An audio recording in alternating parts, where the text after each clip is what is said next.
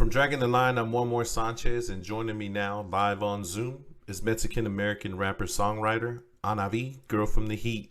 Welcome to the show. Thank you. Thank you for having me. Hey, thanks for being on the show. Now, can you share with the listeners who is Anavee Girlfromtheheat? Anavee Girlfromtheheat is a Mexican-American rapper, songwriter from California, born and raised right next to the border in Calexico. Mexican parents from Mexicali.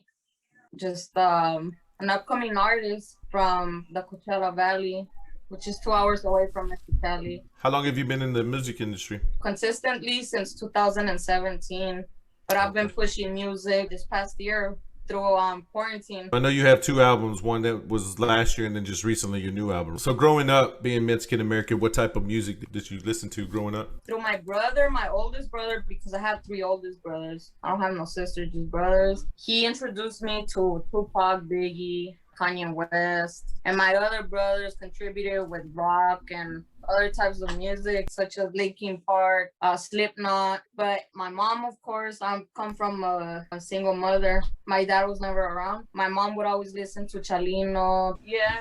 Now, I know recently, just last week, you released Soy Salvaje. That's your first Spanish single? Yeah, that's my first Spanish single. I'm currently working in my Spanish album. I'll be recording a new video March 28th. It's a reggaeton song. So this new album is going to be Spanish trap music / reggaeton songs, pop music, rap, a little bit of everything. Are you doing a collabo? It's just myself as of now. I'm an independent artist. Gotcha. When did you actually decide that rapping was the route that you wanted to take? To be honest with you, 2017 is when I recorded my first album, which is called Throwback, and I released in August of 2020. Backtrack to that, I had kids, and throughout the time of being pregnant, I would just write music. I even recorded when I was pregnant, my first album. And then unfortunately, I actually lost my daughter. Is that what one of the songs? When you Yeah. said a daughter? Okay. Yeah, that's what the new Spanish song talks about. So I lost my daughter when I had her, and then I was going through depression. I didn't really care about anything. Meanwhile, I was still going to school. I was still in college for business administration. So months after I have my daughter passed away, I end up pregnant again. And yeah, I just keep writing and writing music. So once I have my son, which was January 7th of 2020, I was like, all right, let's hit the studio. I'm ready. So I just got to the studio. When I hit the studio, I get 12-hour blocks and I record 6 songs. I just go at it because I'm ready to go. I know what I want, this and that. So that's why I released the album right after another. But I decided to really stick to music when, I don't know if you did a little bit of research, but in my 12 IPA video, I had purple hair. I saw that. Because I thought, I'm like, shit, I want to do something crazy. I've seen you bleach blonde. I've seen you. It's the one with the Gucci bag in my bag. So, I have to do research. That's part of my job. How you calling me out? No, I like it. I'm going to edit this shit. The way I decided that music just comes naturally and I can write you a song de volada. You know, easy. For those people that don't know what that means motherfucking fast. Let's talk about the creative process. Do you come up with the lyric first or do you have to hear the beat before you come up with the lyrics? I like hearing the beat first because to me, I gotta feel the music. It's either I get turned up or it's a sad song. It depends on how I feel.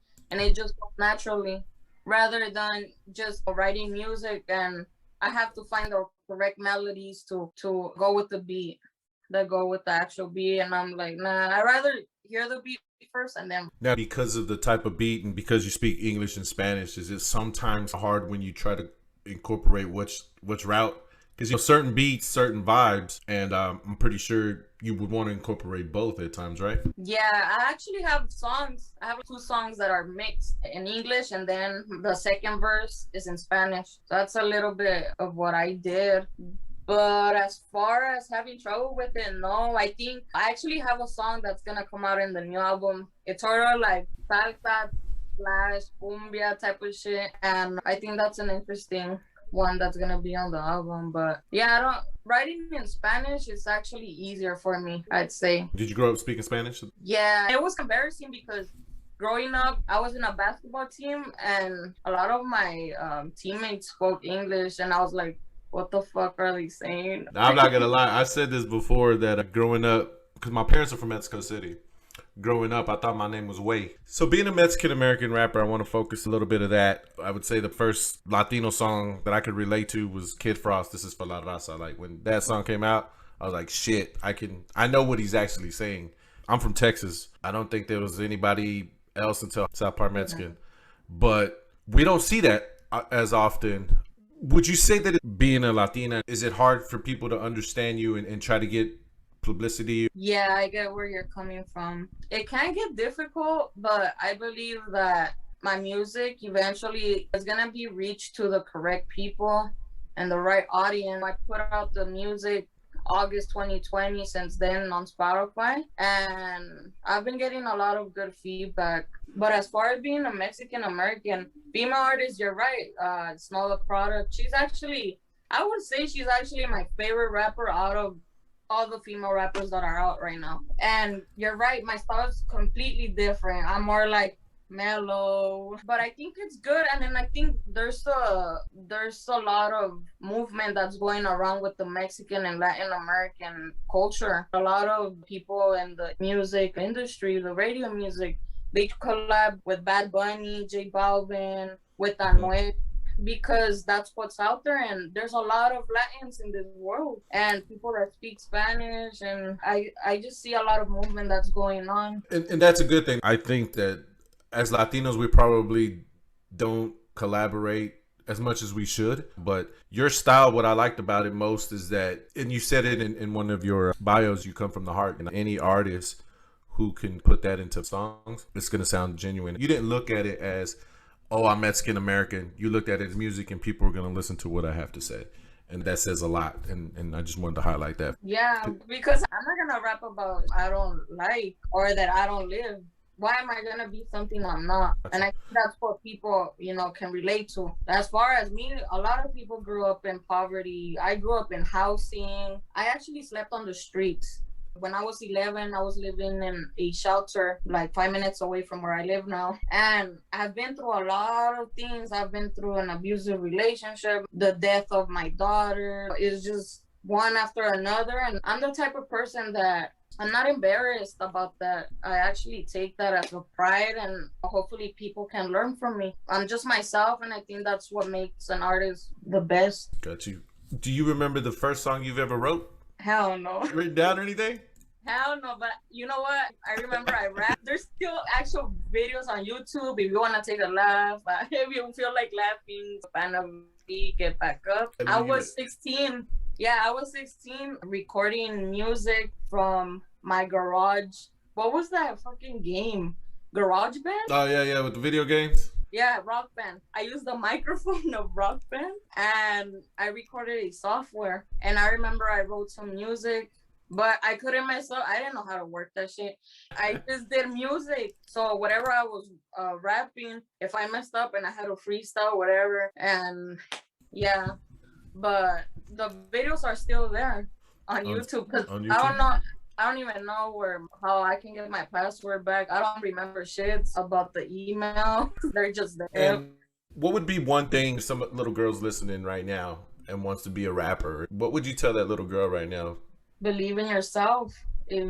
I love this quote, and I've always stuck right by it. If you believe in it, if you believe it, you can achieve it, which means, just go for it. And it takes a lot of guts to put yourself out there, because a lot of people that have talent don't put themselves, on YouTube or things like that, because they're afraid of negative feedback, things like that. People are going to talk regardless, so just follow your dreams and give it all you got, and be yourself. Most importantly, be yourself. There you go, from your words to the listeners' ears. Now, where can listeners connect with you online? I'm mainly on Instagram. It's Anavee, ANAVE _ Girl from the Heat, all together. Anavee _ Say it a little slow. We Mexicans, you gotta break it down a little slower. Dije ANAV as in Victor, E _ Girl from the Heat. All right. Now, before I let you go, I want to put you on the spot. Quick questions, quick answers, all right? Let me take a sip of my beer. What are your top 3 albums of any genre? Number 1 will always be College Dropout by Kanye West. Okay. Second one, I'd say, I don't even know the fucking name, but I'm assuming it's Exitos. And then number 3, Beer Pong and Bentleys. I believe that's what it's called by Post Malone. Beer Pong and Bentleys? Okay. Shit, I'm old. He said Kanye and Post Malone. Is there someone that you would like to collaborate with? I would love to collaborate. There's a lot of people, but I'd say growing up I listened to Mana a lot. And Rock Band would be So dope. fair? So you want to collaborate with Mana? Yeah, fuck yeah, it would be bad. Obviously, Snow the Product, J Balvin. I fucking love J Balvin and Bad Bunny. Anuel, Post Malone, and unfortunately, I used to be a I still am a good fan of Juice WRLD. He passed away. Okay. You have to get one of them old recordings. What celebrity inspires you? She passed away, but it was Jenny Rivera. She was just a goat. Sidebar about Jenny Rivera. I knew who she was, but I didn't know like her music. I'm watching that show that's on Netflix. I think everybody hate that dude Tino though. That motherfucker. Her stories. It is funny because the way he talks sounds like my family from Mexico City. It's a good show. I think I have maybe I'm down to 8 more episodes because there's 90. I'm like on episode 82. Yeah, I watched that shit like in a week or 2. Yeah. God. But there's another one. I like Luis Miguel a lot. Like I like the More Romances, and I know that if you haven't seen that on Netflix, there's season 1 and season 2 is about to come out. It's pretty good. I just seen it yesterday. I was like, what the fuck? I didn't know there was a Luis Miguel. He's the pimp. He's the Frank Sinatra. He's a pimp. Now, my last question, and you mentioned it earlier, is what 12-pack of IPA are you drinking? Stone IPA. They're from San Diego or Coachella. It's a Coachella Brewing. Okay. Whenever you get a chance, try the Austin ones. Electric Jellyfish. Electric Jellyfish. Jellyfish. Yeah, it was good. But when I saw that 12-pack of IPA, I was like, okay, which one's she drinking? I saw it right there. I'm fucking drinking it. No, you were sipping it. No, I got fucked up. That's the funny thing about that video. Yeah, by the end of the video, it's because I was mixing it. I was drinking Modelos and then the Stone IPA. And at last, I drank the Ace of Spades. So I drank the champagne. I know, I got fucked up and by the end of the video, but hey, whatever, I did it. Is there any questions that I didn't ask that maybe you want the people to know? Nah, you pretty much asked some really good questions. I've came a long way, and I think being yourself, that's just like a really great combo. I know that in my albums, I rap about drugs and things like that because I've been there. I've hustled in the streets too, so I know what it is. But at least, what I have in my back is I also went to school. School can always be your plan B. If something doesn't work out, you'll have your degree to back you up. Did you do that for your family or did you do it for yourself, the degree in business? For myself. And Yeah. well, obviously, it helps the family también. Yeah. No, I didn't know if you were like the first one in your family to go to college and graduate. So I didn't know if that was just something that you wanted to achieve and set that standard for your kids or nieces and nephews. No, but it was actually the first time that I made my mom cry. She was proud when she seen me walk down with my degree. Yeah, that's what I got. My mom cried and she told me she was proud, and I'm like, yeah. For that day. That's it. That's all I got. Let me stop this here real quick. Did you have any questions or anything?